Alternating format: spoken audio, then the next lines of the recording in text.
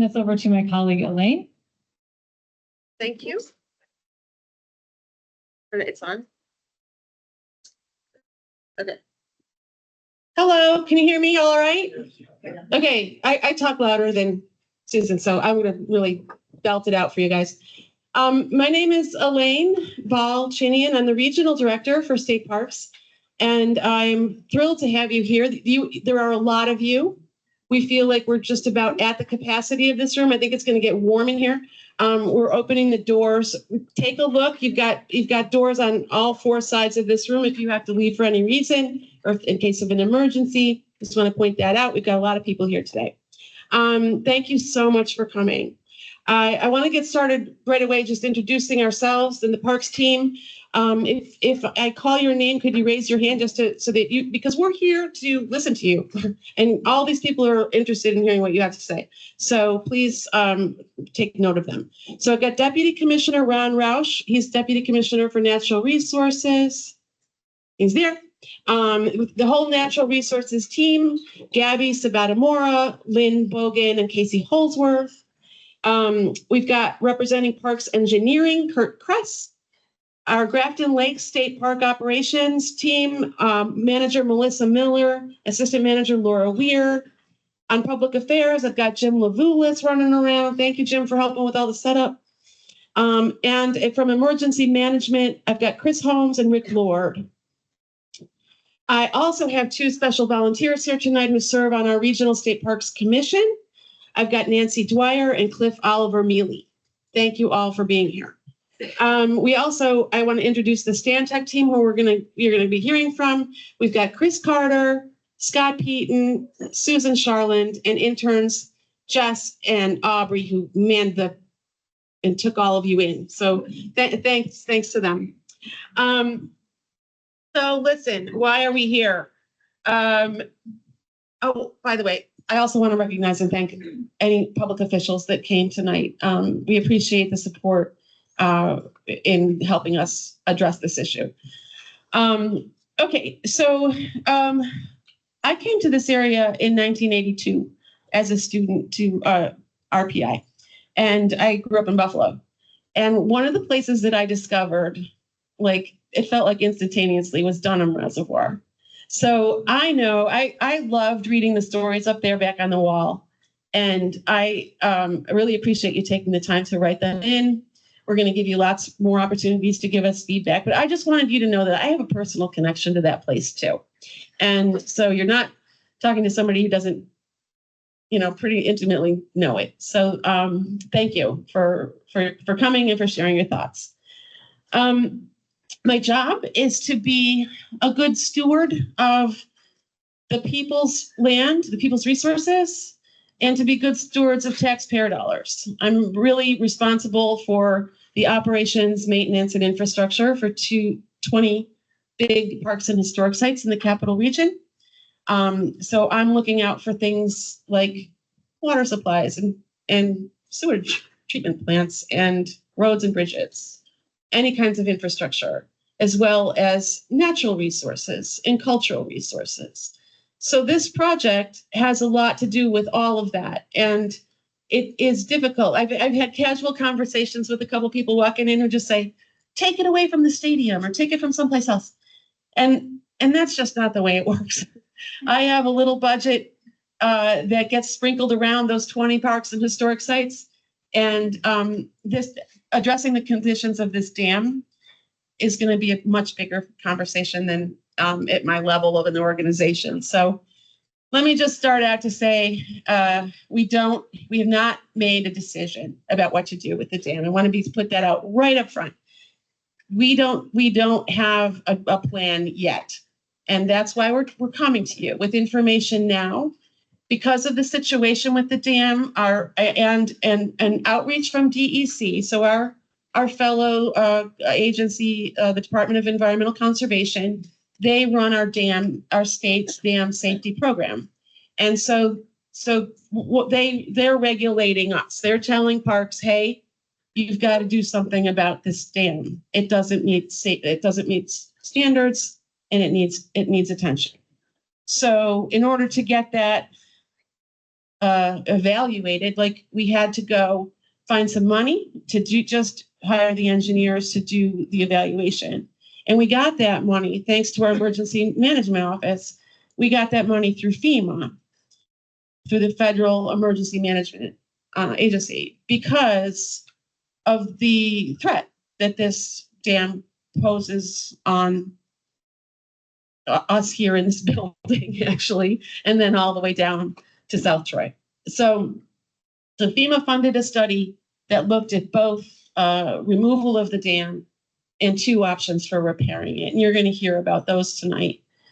I think that's about what I wanted to say for now. So you had time to mix and mingle at the beginning, and you'll have that time again. I want you to know I'm going to turn the microphone over to Stantec. They're going to give you a presentation, and then we will be here later in the evening for you to talk to. Thank you. Thank you, Elaine. Hi, again, my name is Sue, and I'm with Stantec. I'm a facilitator. And what that means is that I am here to help us make sure that we get through our agenda. How do I go to the next slide? There we go. We get through our agenda and that we achieve the purpose and objectives of our meeting tonight, which is, there's a few things we want to do. First, we want to share some information with you about why are we here? Why did we do this feasibility study? What's next? We also want to have an opportunity for you to ask questions of the group here tonight. And then we also want to have an opportunity for you to share your input and provide comment. Okay, those are our major objectives. And how are we going to do that? Here's how it's going to run tonight. We've already had a little bit of an open house. This is your welcome. So welcome. Thank you for being here. We're going to do a brief technical presentation. My colleague Scott is going to share with you some information about the feasibility study. Then we're going to have a Q&A, and we're going to really try to focus on questions that you have, questions, clarifications about what you just heard. And then after that, we want to transition into giving you an opportunity to provide your thoughts. And what we're going to do is we're going to adjourn back to an open house where you'll have an opportunity to talk with members of park staff, and you'll also have an opportunity to complete a comment form. And I just want to really emphasize, it's very important. If you have something to share, we would really, really like you to write it down. That is imperative for us so that it can become part of the documentation and summary of this meeting. If you don't want to write down something on a comment form, we can help you. You can find one of us and we'll help you do that. But I just really want to encourage you. There's a lot of you here tonight. There's not enough time for everyone to speak. So we just want to make sure that you have a comment form and that you are able to write something down. So that's how it's going to run. We're going to try to get through this quickly because we know some of you are standing. There are still some chairs up at the front, by the way.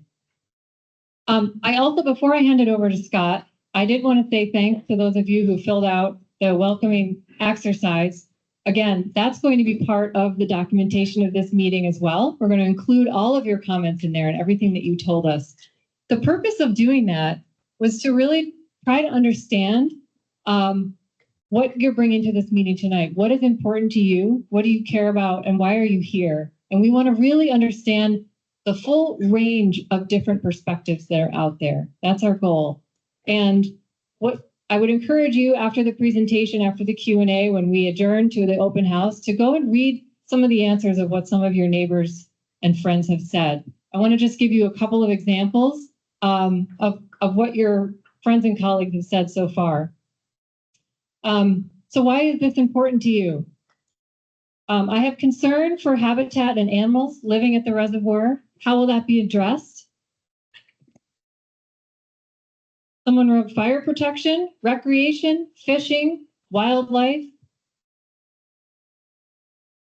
We love to kayak at the reservoir. We would hate to lose it. Couple more.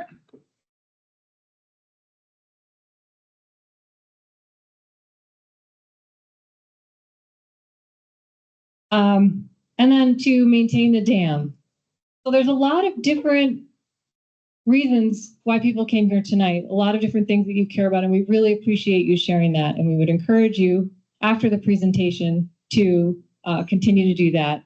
If you haven't filled out one of these welcoming exercise forms, come see me and do that. So with that, I'm going to pass it to my colleague, Scott Peaton. Thanks. Good evening. My name is Scott Peaton. I'm a civil engineer, water resource engineer. I work for Stantec. I've done about 50 dam removal projects. I've done about 35 dam rehab and repair projects. I've done dozens and dozens of dam inspections. So I'm here to provide some insight on the feasibility study that we did for parks, to give you some facts about what we did. So I'm going to set the stage first, okay? So, the dam is a high hazard facility. What that means is that's based on its location and the risk to the downstream community if it were to fail. Okay, that is set by the state, by DEC, as we talked about. The dam is also considered unsound, so it does not meet current dam safety standards for a variety of different reasons. I'll get into some of those specifics in a few minutes. Okay, so we started a feasibility study, which is a planning level study, a planning level document that looks at options of what can be done at the dam to bring it up to dam safety standards. Okay, it's an older facility. Okay, it was built in 1911, 1912 as the water supply for the city of Troy. It is no longer used as a water supply for the city of Troy, but it's now owned by Parks. Okay. So a few things about the reservoir, just a few components. Just want to for those who are not familiar, there are several key components of the dam that are all considerations for repair and or removal and or modification, okay? The first of which is the main earth embankment, which is shown in the bottom left of the page there. And that's where the gatehouse sits on top of. If you're familiar, there's a brick gatehouse that sits on top. That's the main dam embankment, okay? And then off to the towards the middle of the page, there are some other features. There's a smaller earth embankment dike, or it could also be known as a saddle dike or a saddle dam. And there's a concrete spillway weir there that also has water flowing over it. Okay, so those are the different features of the dam and reservoir. And I'm just going to cycle through some images here for those who are not familiar, but I want to set the stage. So this is an image of the reservoir impoundment, sitting on top of the main embankment dam, and it's impounding Quack and Kill. You see here the gatehouse on top. It's about 100 acres at normal pool of water. Here's another image looking longitudinally down the main earth embankment dam, and then on the right panel you see looking down the face of the embankment dam. Okay. The next image I'm going to share is the gatehouse. Okay, it's located on top of the earthen embankment, and it controls was intended to control two gates. So there's 24 24-inch low-level outlet pipes that flow beneath the dam, and at present they are currently inoperable. Here is an image of the concrete spillway weir, about 100 feet long. It's off adjacent to that saddle dam of the embankment dike that I talked about earlier, the smaller one. And here's an image of that smaller embankment dike. Just a couple images. Okay, a couple things. One thing we consider in the feasibility study is historic preservation. Based on our review and the review for the State Historic Preservation Office, the reservoir complex is eligible for the State National Register of Historic Places. Okay, contributes to the history of the place and sense of place that it sits, and all the different features that I just talked about are included. If work were to be done at the dam, historic preservation mitigation would need to be done. So if you fix the dam, if you modify the dam, if you build a new dam, if you remove the dam, change the dam, all those things would be an impact to that historic, piece of infrastructure would need to be mitigated. So what are the issues with the dam? So the key issues are listed here. The biggest one is the spillway capacity. Okay, the concrete spillway that I talked about is undersized, so it cannot safely pass a big storm event. So if a big storm event comes, it would be overwhelmed. It would be, and then the embankment would likely be breached. That would lead to a failure of the dam. Okay, so the spillway flow capacity is the biggest one. It also has some structural stability issues. So it's undermined. There's a lot of scour and erosion around that spillway that needs to be fixed. And there are some places where there's some significant structural damage to the spillway. The embankment, the main dam embankment also has two issues. There's a lot of seepage and it is unstable. So that what I mean unstable is there are a series of engineering calculations you can do to determine how stable it is relative to its the material type, its slope, loading conditions from the upstream of upstream impoundment that lead to that. And then the outlet I mentioned earlier, there are actually two outlets. There's a 12-inch pipe that runs underneath the saddle dam, the smaller embankment, and there's two 24-inch pipes that run under the main dam embankment, which are inoperable. At present, the 12-inch pipe, the smaller one, is open at the recommendation from dam safety to try to alleviate some of that upstream pressure on the main dam embankment. I talked a little bit about the dam classification being a high hazard facility. I'm not going to read this, but essentially it is a risk to the downstream community, to the infrastructure, to the roads, to the residents, to the schools, to the bridges, everything that exists downstream of the dam if the dam were to fail. So it is based on the location of the dam and downstream risk, not the condition of the dam. Okay. And I want to make it clear that if the dam were to be repaired, upgraded, or even if a brand new dam were built in the same location to the same size, it would also be a high hazard dam. And one of the main reasons that it's categorized as a high hazard dam is the inundation if it were to fail. So what you see here is, it's hard to see, but there was a board up here that had this on there, and we can go through this. You can go through the board later. But what this shows is if the dam were to fail on a sunny day event, meaning not during a storm, what is shown here in the pink would be the inundation limits of the breach. So the water, the mud, all the material that's stored behind the dam would wash down valley, and it would inundate these areas. So where we are now, the school would be inundated by some depth of water. And as you keep going down, I'll point out a couple other things. Here's where Troy High School is, but it would continue to go down valley, and it would inundate some of Troy as well. Here's just a zoom in of the school where we are now, where the inundation map would be. So the first thing we did after we kind of got that set, the stage set of the existing conditions, we started to look at options, what could be done. Okay, so there are several options considered. 3 are listed here. One is to rehabilitate the dam, and then the next 2 are to partially remove the dam embankment. One is with some stream and restoration of in the impoundment, and one is without that. There are 2 other alternatives that were contemplated but not evaluated further. One is do nothing, right? Can't do nothing because the dam right now is in poor condition and needs to be fixed. And the second was full removal. And the reason we did not carry forward full removal was largely due to cost. It would cost a lot more to do full removal given the volume of sediment that is stored behind the dam. We looked at a variety of different things as we evaluated these options, including safety, cost, impacts to existing infrastructure, several considerations for physical processes. So the movement of sediment, the movement of water quality changes, those kinds of things, impacts to wildlife and ecology in the region, upstream of the impoundment, in the impoundment, downstream of the impoundment, in the adjacent areas. So all those things were considered. And then impacts to recreation, how the recreation is now, and how it might change if changes are made. Either the dam is repaired, if the dam is modified, if the dam is removed, partially removed. What would the changes be?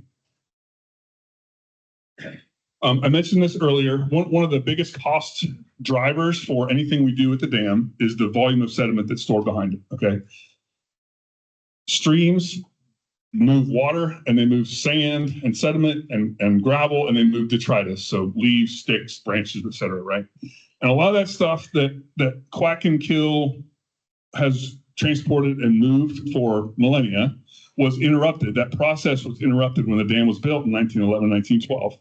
All the sediment that's coming from the whole watershed is now trapped behind the dam. That volume of sediment is pretty significant. So when we think about what we have to do at the dam, either repairing it, fixing the valves, modifying the embankment, or if we do some sort of dam removal, either partial or full, sediment and the physical processes associated with that sediment is the key cost driver. Okay, so we consider things like removal, disposal on-site, regrading, removal off-site. Several different options were considered as we walk through that. But I wanted to touch on that key point. So option one is dam rehabilitation, and the dam rehabilitation really is addressing those five big issues I mentioned earlier, right? It's the spillway capacity, it's the embankment seepage and stability, is the valve operation, those kinds of things. So to fix those things, we came up with a plan of attack to do just that, right? You have to increase the size of the spillway. The concrete spillway about triples in size to carry the volume of water is needed to carry a certain flood event. A buttress would be placed on the downstream side of the dam to fix the stability and seepage problem. So think about putting more soil and compacted soil embankment on the face of the main embankment. And then there were a lot of upgrades to the gatehouse, the valves, the low-level outlet works, and other infrastructure around there would also need to be repaired. So several things that were part of this. We looked at kind of as I mentioned, evaluation criteria, cost, impacts to safety, impacts to risk, impacts to recreation, and so forth. And I'll go through a summary of that in a minute.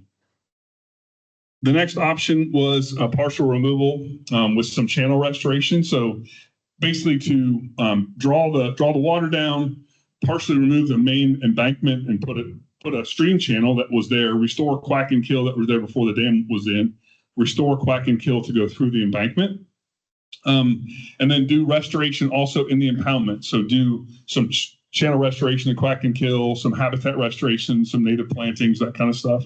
And really what that does is it eliminates that dam risk. There's no more dam there, eliminates that risk, and then it does change the environment, right? It's going to change the way people use that area. So the recreational changes, for example, change from kayaking and lake type fishing to hiking, birding, and stream or stream or river type fishing. Option 3 is very similar to option 2, just with a scaled back version of the restoration elements, so to save cost, but the results are very similar.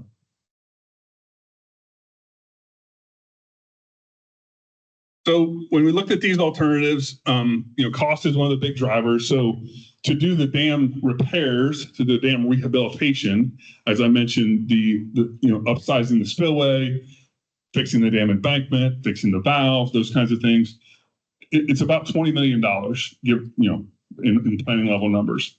I would also like to add that no detailed engineering design has been done. As Elaine said, no decision has been made, so we haven't done detailed engineering. So this is kind of concept level engineering for all three of these alternatives. And these are planning level cost opinions, okay? So in option 2, which is the partial dam removal with a lot of stream and ecosystem restoration, is just short of $10 million, about $9.8 million. And then option 3, which is the partial removal with less restoration, less channel restoration upstream, is about $6 million. And you can see the different impacts to risk, physical processes, wildlife and ecology, recreational impacts, et cetera. All those things would be considered as parks move forward and we make a decision on what to do. The last thing I'll say is, this is the first meeting of several. To do anything at Dunham, there will be a series of permits that are required. So there's regulatory permits, federal, state, and local permits. And with all those permits, whether you're modifying the dam, removing the dam, anything you're doing, there are a number of other engagement points for the public to have feedback on the project. So that's my presentation. Thank you for listening. Next is Q&A. Yeah. Thank you, Scott. I just want to reiterate something that Scott just said. This is not your last opportunity to provide feedback. This is the first.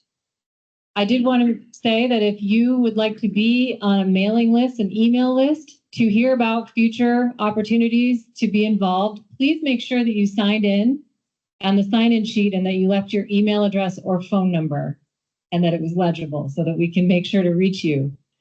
The other thing I want to point out before we get to our question and answer is that all of these materials, the PowerPoint slides, the boards, the video that we're recording right now, and the summary of this meeting will all be on the Grafton Lakes website for everyone here to review after this meeting. Give us a couple days to do the summary. We have a lot of comments that we're going to be summarizing. Okay, the next thing we're going to be doing is we're going to do questions. And after questions, we're going to adjourn to open house and comments. So what we'd really like to do for the benefit of everyone in this room is to focus on questions first. If you have questions, clarifications, we would love to know. I'm going to come around with the microphone, and Scott is going to stay up here, and Elaine. And we were going to try to get to as many questions as we can, okay? And if you don't have a question, we know a lot of you have thoughts and feedback, and we want that as well, and we're going to have an opportunity for that after questions. I see a question, a very eager question in the back. I'm going to start there. We all know a question has a question mark at the end of the statement. So my question is, what are the currently available and potentially available funding sources for these projects?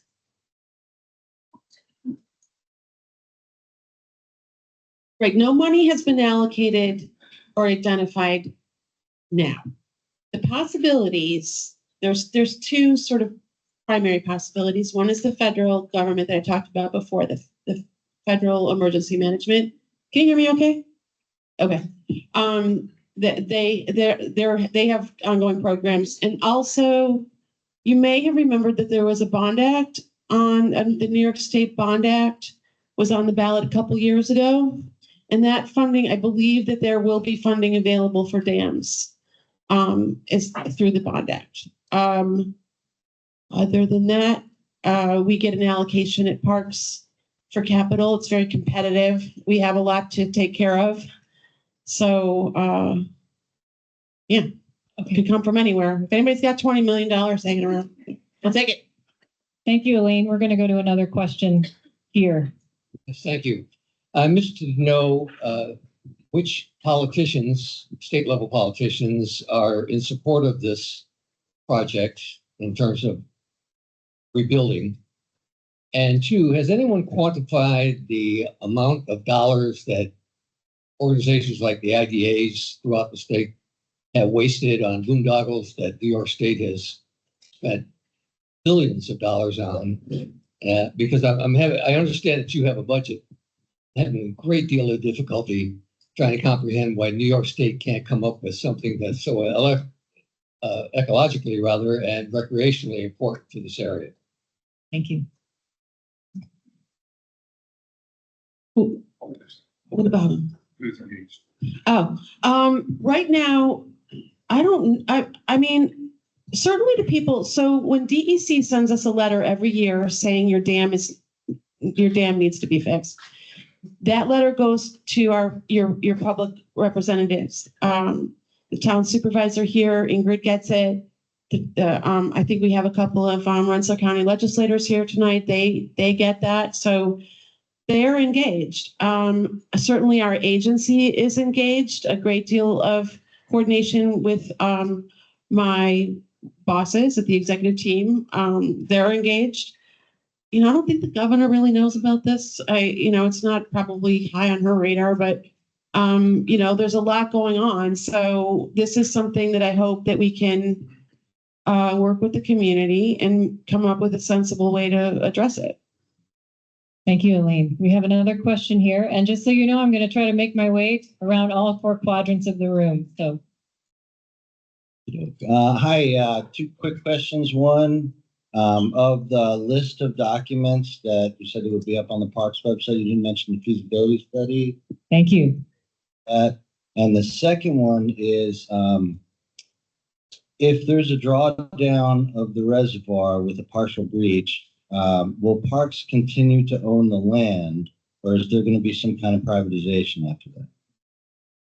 No, yes, the parks will continue to own the land. There will be no opportunity for development. The feasibility study will be made available. We have a question over in this corner here. I'd like to know what the impact would be also if North Long Pond Dam let go versus downhill from that point all the way down. I'll bet you they can money to fix that dam, that the beach is right there. The recreation out of the Dunham Reservoir has been so great through all the years. I've worked there late 60s, early 70s. I was involved in cutting the brush off that dam at one time due to the fact is they understood that it would breach out the roots and cause it to leak, and I think a lot of that's been taken care of. Also, I know the valves have been replaced, and they were supposed to be exercised a couple times a year for this wouldn't happen. I'd like to know if there's a log on the exercising of the valves that don't work again and why they don't work, because it's always been talked about when the big storm or hurricane season that we could draw that down enough maybe to relieve the pressure on the dam. And I think there's so many other alternatives than to take this dam out. I think there were two questions. Did you get them? I got the second one. I don't know about the other pond that you mentioned. I'm not sure. There's part of Troy Waterworks. There's the dam at the Dunham Reservoir, Mill Pond, First Pond, also at North Long Pond. Yes. They all are gated to dump into the same ones. It's a domino effect. So you know that. And like I said, the big issue is have the valves. I understand there's actually been valves purchased for the Dunham 2 years ago that haven't been installed. But during Irene, I was the highway superintendent town of Grafton with all that. And it was always discussed after that, these valves were working ahead of time. They could draw that lake down. Even the other lakes, it would stop some of the flow downstream and save some of this over flooding. So I just believe there's a lot of other questions and answers this whole room would have. And that's just my. Okay. I want to kind of summarize something though there, because I think you raised a number of interesting points. First, I think there was a starting point there where you were talking about, I bet we'll pay attention to the beach dam, right? Absolutely. Absolutely. We are engaged there in the provision of active recreation for a lot of people. Like that is a beloved place to go for a lot of people, just like Dunham is a beloved place to go for the people in this room, right? But they're outnumbered. There's more people. So in some of the ways, some of the metrics that we use to try to make decisions that are sensible for the use of taxpayer dollars is how many people are we going to help with this decision? That is definitely a consideration. Now, in terms of their condition, I think that this is hi, Rob. These other dams are not as in poor condition and do not have the highest, the impact would not be as severe. So, and then to your third point about why aren't you just fixing those valves, which I've heard before, by the way, I just want to know, I want everybody to understand that we have these things. Stantec is here because it requires a great deal of engineering to help us figure out what to actually do and to go through the process of figuring out how to fix something. We're not going to just willy-nilly throw some valves in there and not actually. I don't think DEC would allow that regulatory from a regulatory perspective. They're going to want to see us address the entire problem. They're not going to let us do a half-baked solution. And I think you have made another point about retrofitting some of this dam to provide flood control. It was never intended to be that, and it is pretty small when you think about the volume of water used for flood control relative to 100-year, 500-year, or larger storm event. It could not be retrofitted for flood risk.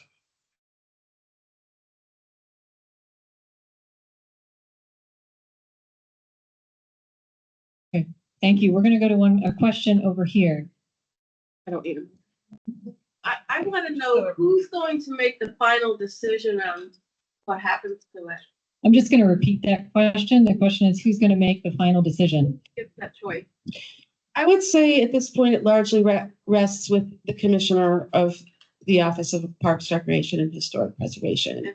That's you, though. No, not me. Yay!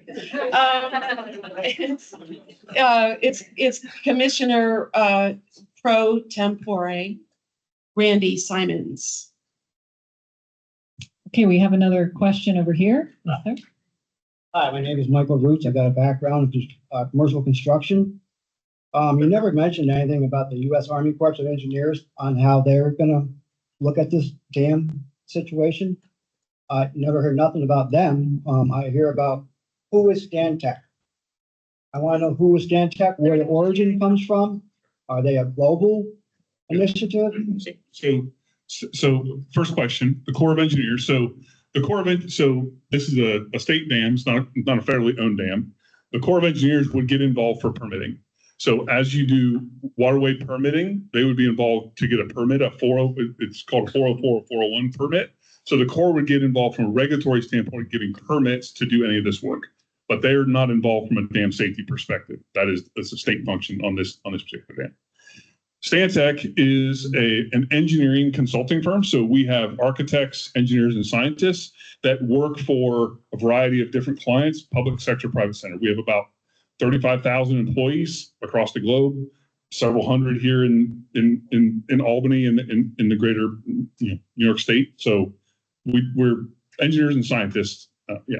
Has there been a local company that has surveyed the situation and have given its thoughts on it? There have been a variety of consultants who have looked at the dam over many years. Do you recall the name of the other consultant that looked at it? AECOM looked at it previously. They've done engineering assessments. We have sub-consultants. HARF has local offices. Yeah, we're in Albany. We're in Albany. We're here. We're local. Yeah, I'm in Stantec Albany office. So I mean, we're a big company, but we have local. Big shareholder. Who are the main shareholders of the dam? We're publicly traded. Yeah. Publicly traded company. So it's Vanguard, BlackRock, those kind of companies? No, it'd be the same as taxpayers. Anybody can buy stock. Yeah, it's like Vanguard, right? Okay, we have another question over here. Where did you go? Ah, there we go. Thank you. Hi, can you speak to the difference between channel restoration and not restoring the channel? Yep. So Crack and Kill, the stream that flows into the reservoir and then the stream that's downstream of the reservoir. The stream restoration would be intended to restore the channel through the dam and then through the impoundment to look similar to Quack and Kill upstream and downstream of the dam. So think about connectivity, right? So there's some connectivity there. And that work would be done to have a meandering channel, a meandering stream, a trout stream, just like it is upstream of the reservoir and downstream of the reservoir. Associated with that, there would be riparian plantings, some wetland plantings, other things within the impoundment. When you draw it down, you're going to be a lot of mud is going to be there and sediment is going to be there. So there'll be some grading, some movement of that sediment, and then revegetation to regrow up, mostly native species and kind of river. Think about riverine riparian habitat. Without that, we'd have much more limited grading, much more limited planting, limited stream restoration. The channel would kind of evolve on its own. There would probably be some more sediment transport down river. The volume of that would be determined during a detailed design element, but it'd be less aesthetics, less planting, less channel work. So I would say that I've done a lot of these projects, and every project's a little bit different. But what I would say is that the habitats in the streams that are behind the dam are very resilient and they come back pretty quick. So, think about time scales of impact. When you have a dam, if you do a dam removal, okay, the immediate 1 year, 2 year, 3 year after is the biggest impact. And then typically speaking, it rebounds very quickly, whether you're talking about aquatic species, birds, vegetation, fish, mussels, herons, other things, right? So they generally respond pretty quickly. And they're almost every project that I've done, there's a lot of seed bed that still sits in the sediment underwater. And that obviously comes back pretty quickly. So we talk about temporal impacts. So the near term, short term temporal impacts to some of those aquatic species and habitat species is significant. But then over the long term, as you look at this thing over 5 to 10 years, there's very little impact on those species. There are varying impacts. So trying to quantify like the measure of impact to a blue heron for one versus another is very difficult to ascertain. So I tend to think in broader terms, more qualitative impacts. I would say that the rebound would be quicker. There'd be less temporal impacts, and the rebound would be quicker with active restoration in the channel and in the impoundment. But what the site would look like in 50 years might be very similar. Thank you, Scott. We're going to move to our next question. Hi, I've got a question. I've got two questions. First question is the damage that we're talking about, the spillway with the erosion around the pass around, erosion on the side, and the damage to the spillway. When did that occur? Is this an issue that happened during Hurricane Irene, where there was something washed out and then we negated to fix it properly when there was funds available then? I was the fire chief here in Eagle Mills during Hurricane Irene, and I was also a local dam worker at the time, and pretty sure that qualified as, I don't recall the exact, I think it was a 500-year flood. So the dam withstood that, didn't wash out. We did lose most of Route 2. Everything from Tamarack all the way to Moonlawn Road was a lake at 2 o'clock in the morning the first night. You couldn't pass through, and then complete lake, couldn't see the cattails. There was like 12 feet of water there. So I'm curious, anybody when When the scour happened at the spillway? Yes. You recall? No, I don't recall either. if DEC Dam Safety is there, they might know. I don't know if they came. Do you recall? Sure, we did do repair work immediately following Irene, but I think there's just been ongoing scour. Who went here to repair work? And has that engineering been checked these down? Did we repair it properly? Or now we chasing our tail back that we didn't do something right the first time? Right, it was very much an emergency response immediately following Hurricane Irene, where we were restoring the riprap that was in the channel previously. It was not contracted. There was not a formal process. It was trying to restore what correct. That never got brought back up to the surface to be repaired properly. So the main issue with the spillway, that's a secondary issue. The main issue with the spillway is its size. It's not big enough to carry the storm that is required to carry. Okay. So the 500-year storm is much smaller than what is required to carry. Thank you. We're going to move to another question here. Hi, given the options of fully decommissioning the dam, lowering the reservoir fully or partially, what would the impact be on the water table, which is notoriously high in Grafton? And what could we expect as landowners to see in our water supply in our private wells? So the water table in the immediate vicinity of the lake would be lower by the lowering of the lake. That impact as it moves further away from the lake dissipates. So if you have a significant change in water level at the lake, if you go a half mile to a mile away from the lake, that impact might be negligible. So that would be, determined. We'd have more specifics to tell you what the actual impacts are to well would be done at a later phase of the project when you get into detailed design and permitting. But qualitatively, from a broad picture perspective, that's what happens. At the dam, it's significant. As you move further and further away from the reservoir, from the lake, it shrinks.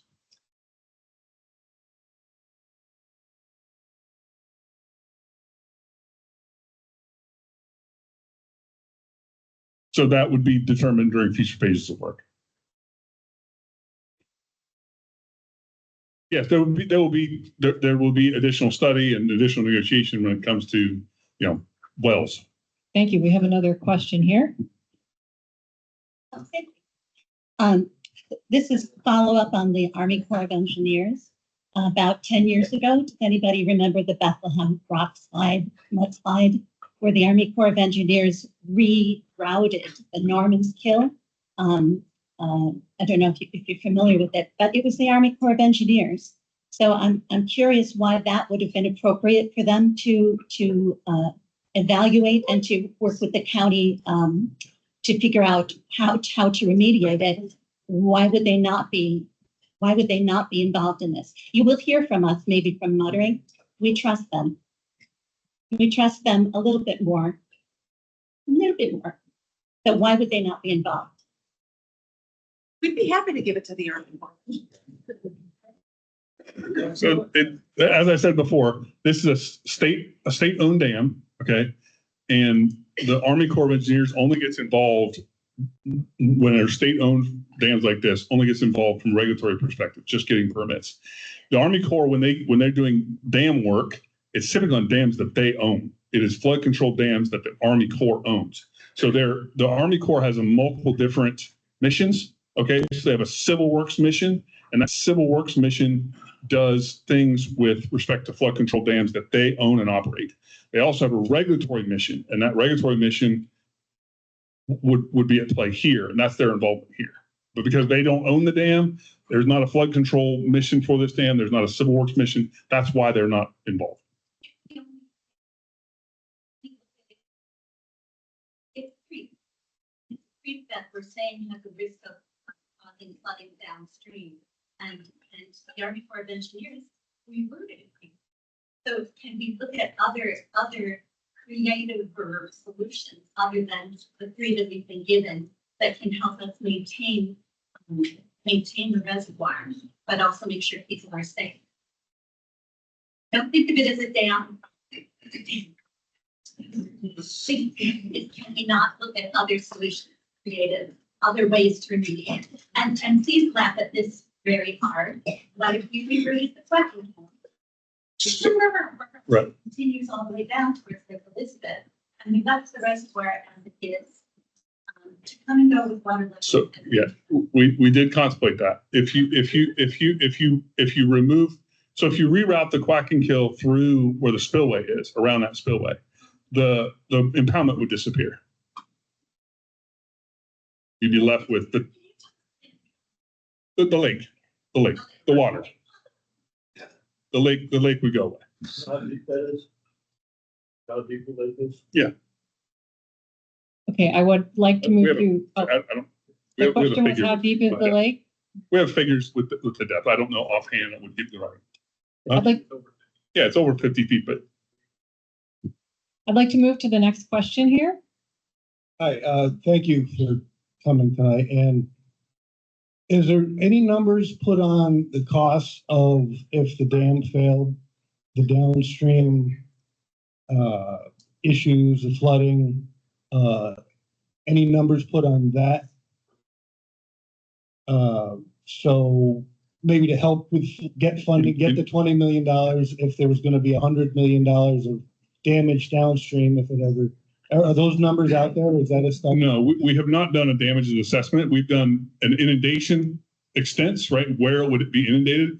But we've not gone in and looked at, the parcels that would be impacted, the bridges, the culverts, the schools, et cetera. We have not done a damages assessment, no. Okay, we have a question over here. Actually, I have a couple questions. First of all, did the cost of the engineering go out to bid? We were contracted through a contract we have with the state through parks. So the answer is no. Yes. The answer is yes. It is. Okay.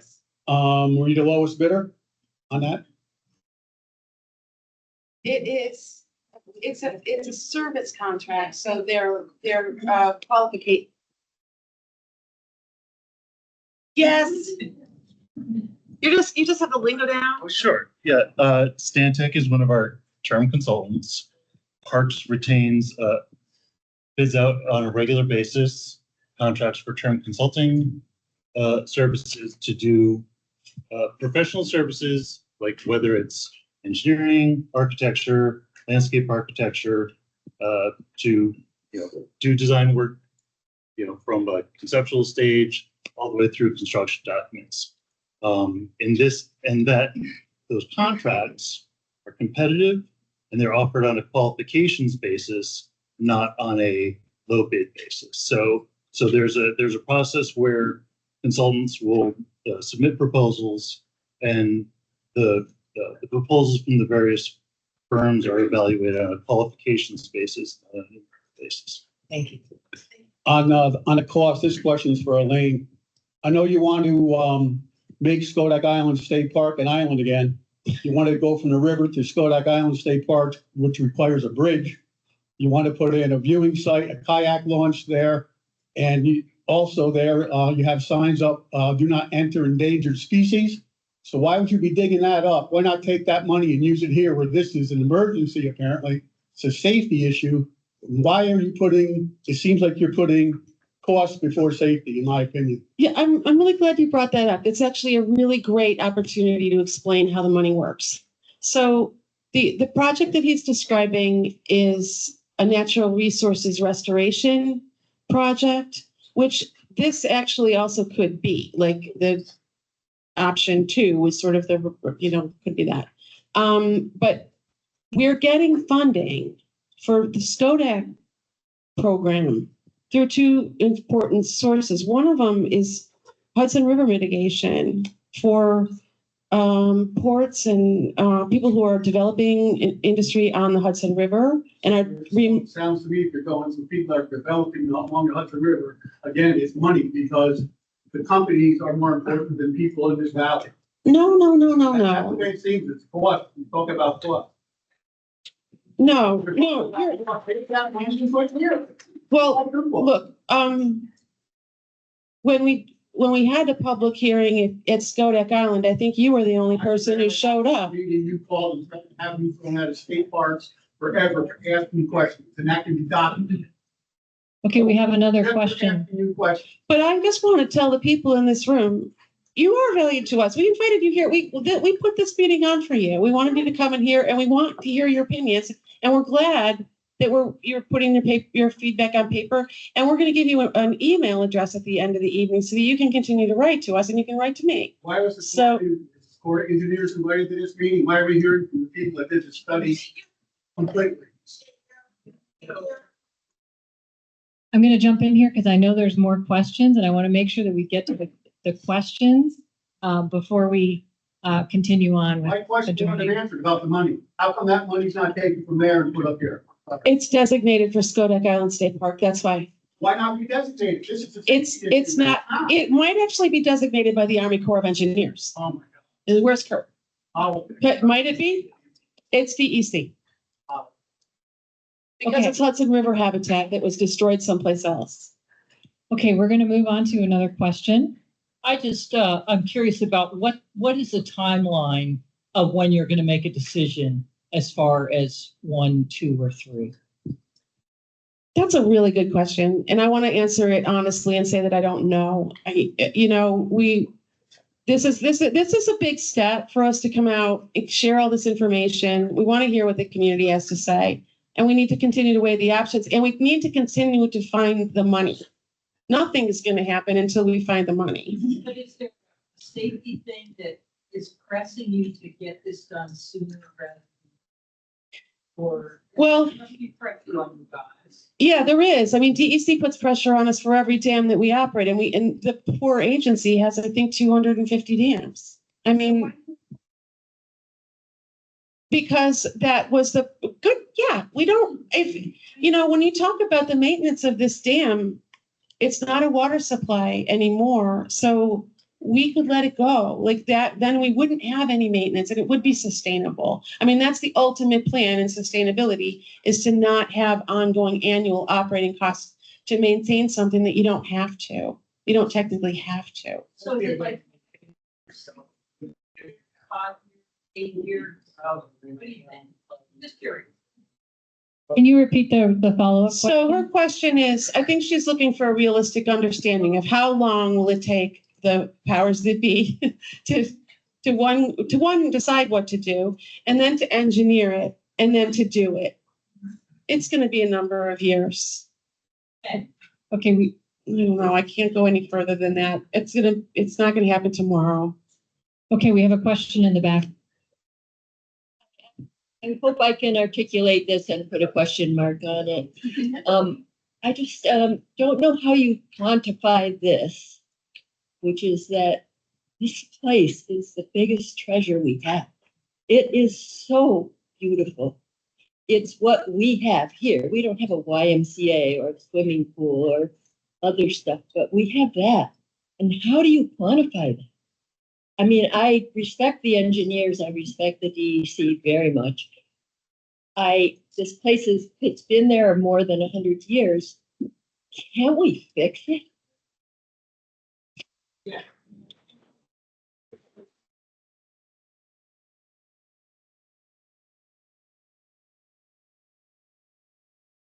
Question over here. Oh, I'm gonna come right here and then over here. Thank you. Question in the back. First want to hear that answer or something given to her for an answer for that. My question too, just simply for all of the animals, right? We're not even just thinking for, humans, but for all of the animals, for speaking for all the wildlife rehabilitators in this situation, the beavers, the fish, all of these animals, what is going to happen? Unfortunately, in situations like this, they're either euthanized or relocated. Where are we relocating them? Where are we putting all the beavers? Where are we putting all these animals? Millions of animals that are going to be affected by this. Are we just going to have them figure it out? Because I know that you said in the next 5 years to 50 years, but what happens this year if this happens? If we just open the floodgates and just let nature do its thing? Because I know that if someone took my home, I would be very upset. And this is their home as well. So I want to speak for them and for all of us that came here today to stand up and say why. And I know it's not your fault. You guys are the middlemen, but why are we not talking to the person that decided this and said, we need to do this? Where did this $20 million come from? Because I know some guys with excavators that could do this, maybe for free.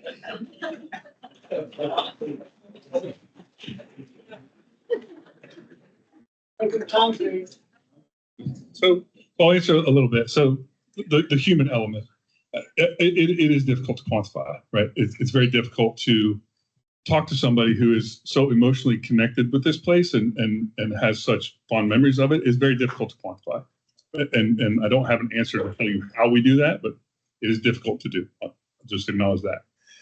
When it comes to the animals, what will be done here will be determined through the detailed design process and permitting process. What happens to the animals, what happens to the fish, what happens to the freshwater mussels, what happens to the birds, the beavers, that will be determined through that. I can't tell you what will definitively happen at this site.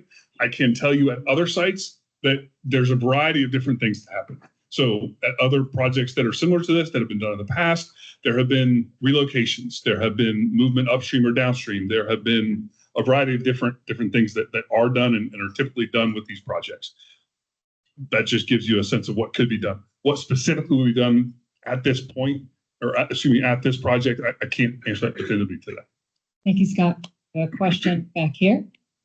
Real quick, it kind of piggybacks on both that and the gentleman who asked kind of the cost. Since this dam is in jeopardy, from a professional opinion, a civil engineering professional opinion, historically, what is the percentage? What is the potential, the range of percentages that this might fail? Because if it fails, that's catastrophic, probably. Have you guys, I'm sure professionally you have a percentage. We're talking about mitigating and fixing but if given the amount of rainfall that we've all been experiencing, and I'm not a climatologist, but with climate change and the amount of rainfall, do you have a percentage potential for it to fail, and in what time frame possible? I mean, you can talk about fixing all you want, anyone or whatever, but all we need is that's it. And we're wiped out. Thank you. Scott? So the answer to your question simply is no, we do not have like a percentage of it failing tomorrow. Okay. But what we do is we speak in terms of risk. Okay. Risk is how likely is something to happen, and then how bad it would be if it were to happen. Right. And so what we can say is that the dam currently is not in good condition, and it does not meet current dam safety standards. So what that means is if a big flood event comes, a big flood event, the 10,000-year event, the 5,000-year event, some big event, it is likely to fail. And so without the dam meeting current dam safety standards, the increase of risk is there. But in terms of definitively telling you if this, then that, or a percent, right? So, yeah. But the reason the dam safety standards are there are to protect the public, right? And yeah. I want to do a quick time check here. We're getting close to the end of our Q&A, but I want to make sure that we get a few more questions. I know there are more questions. We're not done yet, but when we're going to do a few more questions, and then we have another slide, and we're going to tell you what happens next. So I know. Thank you. Thank you.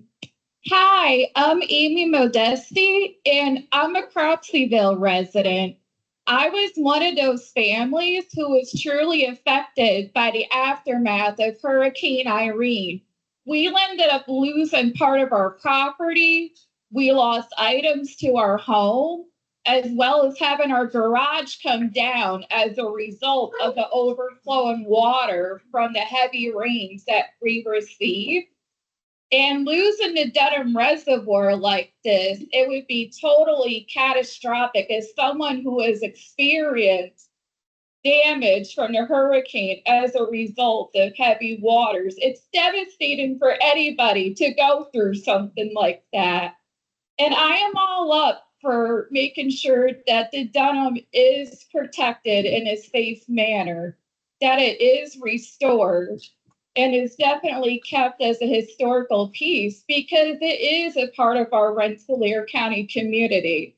It's a place of tourism where people can go and canoe, go boating, go fishing, go hiking, go biking, walking, even photo shoots if somebody wanted to do that. Thank you. Do you have a question there as well? Good question.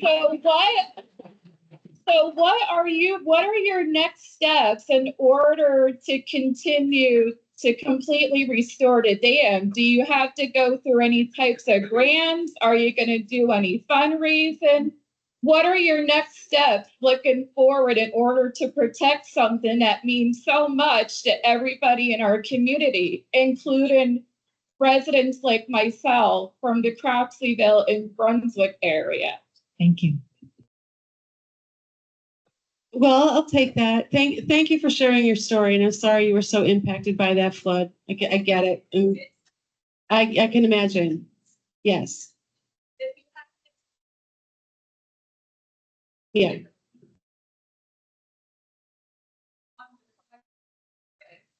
You have to do what you can to not only protect the wildlife, but also protect your residents as well from further catastrophe. Well, your question at the end there was what happens next. And that what we'll do is we'll regroup based on the information that we received from you tonight. And we will look at the options, and we will look for funding to address the repair or the removal, because that is what we've got to do. We will find, we will likely, hopefully find some money somewhere, and that those programs tend, the two that I outlined so far, the federal program and the Bond Act program, are likely going to incentivize removal of the dam, because that is the safest ultimate option. Both of these programs are about safety. So we'll see where it goes. But if the agency determines its preferred strategy, right? The commissioner says, this is the way I want to go here. Then we will come back. We'll come back to the community doing a lot of studies. There will be a lot, as you pointed out, all the permitting that has to happen. Those permitting have public input opportunities. And we will work on it. There could be opportunities.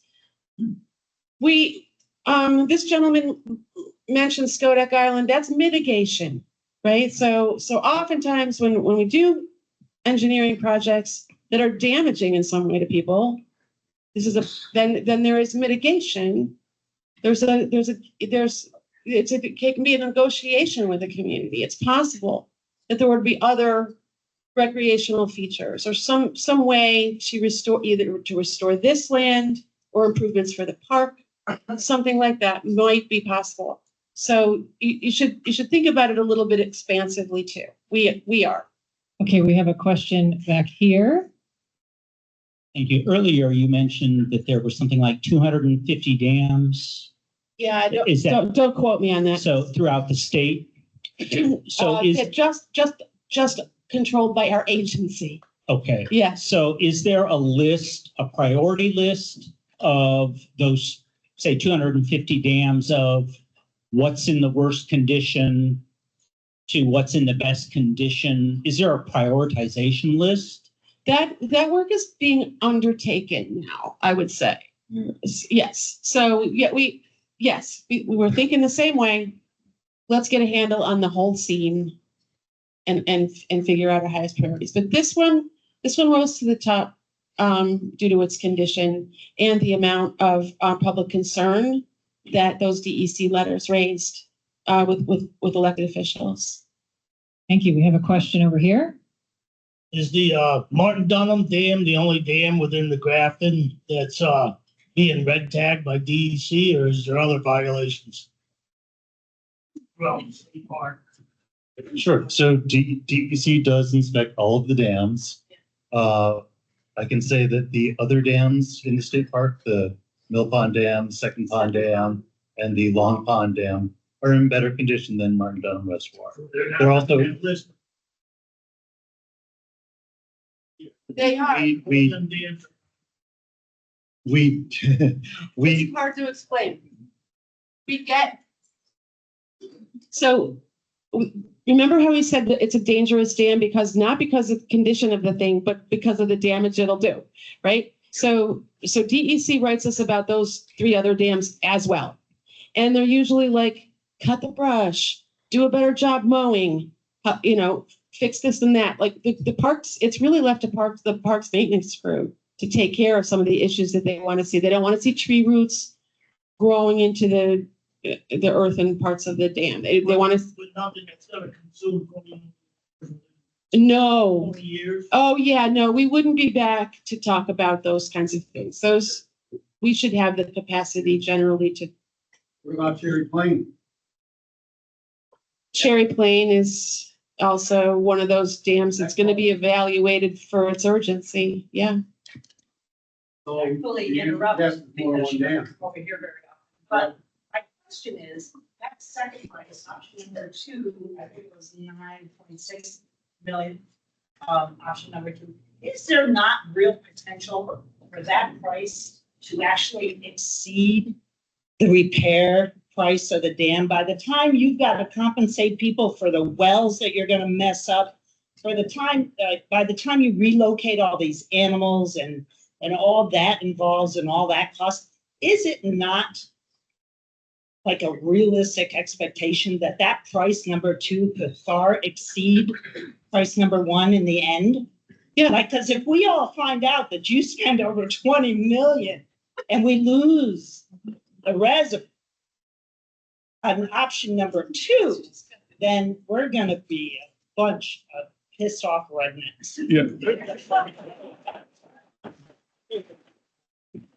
I can say that, the price of steel, the price of concrete, the price of diesel, all those things change, right? With a variety of different economic conditions and so on. So there is a chance for each of those options to be more, less, slightly different, right? As we go. as a snapshot in time, that is a good comparison as you compare today what those anticipated costs were. We have And recently. you anticipated the level. Sure, there are dollars in that estimate that include contingencies like that. Yes. So there is breakdowns of that estimate in the feasibility study. Yes. Okay. They posted with the feasibility. They're in there. Yes. Okay, I'm doing another time check. We're going to take a few more questions. I know there are more questions in the room, but what we're going to do after the questions, we're going to adjourn back to the open house where you will have an opportunity to ask questions one-on-one with me or Scott or other members or members of the New York State Parks staff. Okay, so if you have a question that hasn't been answered, you still have a chance to get that answered. We also, I just want to remind you. I'm going to make a suggestion. When we do that open house, some of us are going to migrate into that room and some of us are going to stay in this room to give a little more breathing space between. So we'll have a little more space for folks to mingle and move around. So Thank you. Thank you for that clarification. The last thing is, if you haven't had a chance yet to provide your feedback in writing on one of the comment form cards, I would really encourage you to do that before you leave tonight and leave the comment form at the table before you go. And we have time for 2 or 3 more questions, and I'm really sorry that I'm not able to get to everyone. I'm going to go right here. So this question was partially answered. You told us who's going to be making this final decision. And I appreciate you coming here and giving us all this information. It is very helpful. But ultimately, there's not going to be a town vote. There's not going to be a town vote on this. Someone's going to decide. Town decides to fund it. No, that's not going to happen. So, I mean, this is nice that we're getting the information, but really it's not really going anywhere. You're going to take our comments and I appreciate you taking them, but ultimately it's going to be a commissioner who decides which option they're going to choose. Yes? Don't sell yourself short. I mean, you can think, if that's the way you want to think, that's a very pessimistic way of looking at it. I think it's a very honest way. I mean, will anybody get a vote? I mean, so when Post and Kill was getting their ambulance debate done, we had a town meeting and we had a vote. This is not the same thing because this is state, right? So there's a commissioner who's going to make the final determination. But I also want you to know though that he's not going to like sit in a lonely office and make that decision. There's going to be a lot of collaboration with scientists, with DEC, with the federal government too. It's going to be an expert analysis, and we're probably the next step to somebody else's previous point is that there's going to be more analysis. We're going to, as he mentioned, that these were preliminary numbers. Did they include all the externalities that this woman pointed out? That's a very good question. So see, it's been helpful. Another woman brought up some property rights issue. Like we needed to find out what all the issues are. So one of the things that we learned here is about additional and so this was good and helpful. No, you don't get a vote. I mean, the way it is. Okay, thank you. We have a question here in the back. I'm just trying to get through as many questions as we can. Hi, I'm just concerned about the lack of specificity in your responses here at this stage of the game. You've named 2 possible funding sources. Are we to understand you've only evaluated 2 possible funding sources? If you have looked at more funding sources, what are they? How many routes have we evaluated to fund this $20 million project? Yeah, so good question. And I appreciate the comment too about we're not providing a lot of specificity. We agonize over this. When do we go to the public with information? Do we have sufficient information to go to the public? When is it, so we came to you at the end of stage 1, we'll call it. We got a preliminary investigation of what the heck is wrong with this dam, and what are the broad brush ideas of addressing it. So I can't be more specific about it at this time because we have to get more information about the next step. So have we sought out other funding? No, because we don't know what we're going to do yet. So I think it kind of matters because with different funding sources.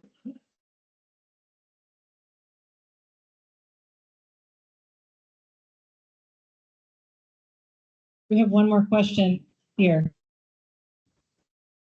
sort of a thought and a question that kind of builds off of this. If we're constantly trying to come up with revenue streams to fund these projects, I see a lot of passion, a lot of people that I'm sure would like to volunteer their time in different ways. Is there any sort of training program to educate folks on the standards for the engineering process and all these things? A lot of people have a capacity to learn new stuff. Is that something that volunteers could be a part of to lower the cost of the $20 million to 15 or something like that?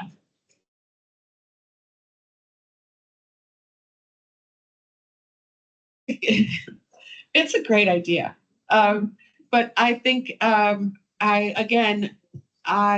are rules of how to competitively bid projects, right?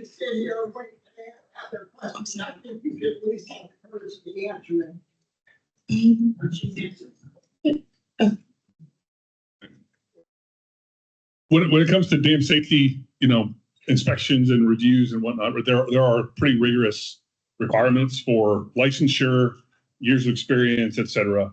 When it comes to, actually building some of this infrastructure, there are different requirements and specifications for things that are significantly impacting the safety facility. So like concrete, embankment, steel, the pipes, the valves, a lot of that is very specific and is not likely to be, crowdsourced, so to speak.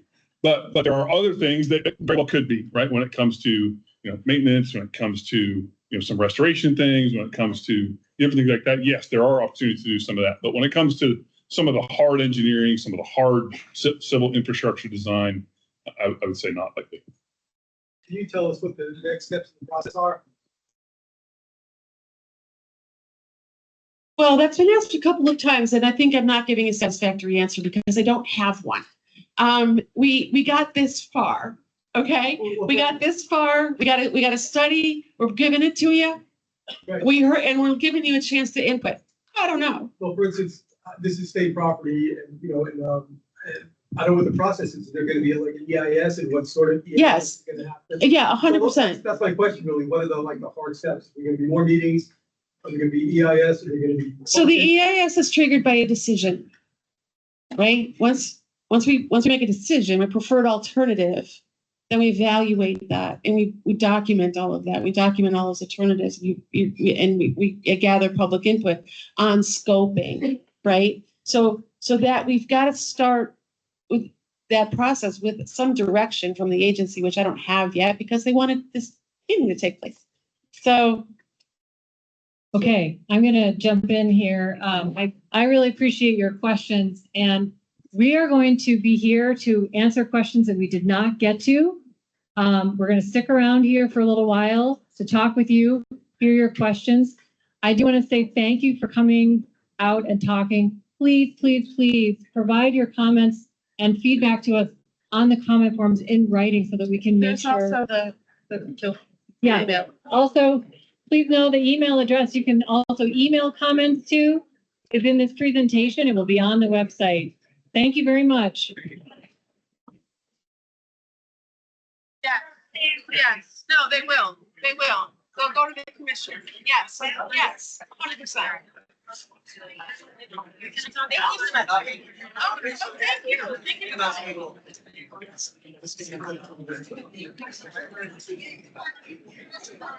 Thank you.